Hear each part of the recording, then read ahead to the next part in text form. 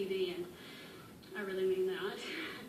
But I am worried that you could give my kids nightmares if they see you, so I'm going to have to block you. So that's it. Oh, and tell the zombies they're blocked too.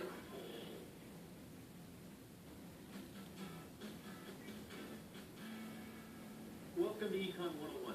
I'm Professor Oliver. I see we have a senior citizen among us. Excuse me? I am hardly a senior citizen. So clearly you're making some kind of a joke at my expense. I'm not going to put up with it. Not from you, Professor. Or you, smirky frat boy. Or you, snarky neck tattoo girl.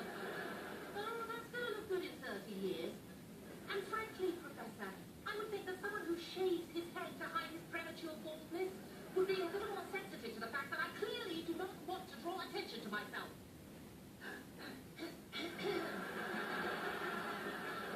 I think he was talking to me.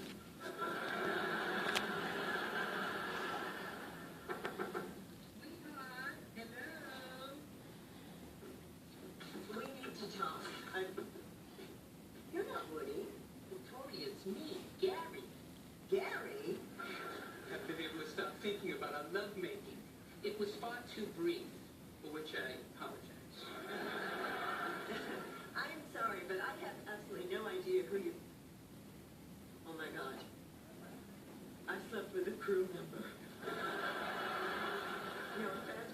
None taken. But we talked about the script. You said you'd see what you could do. I did.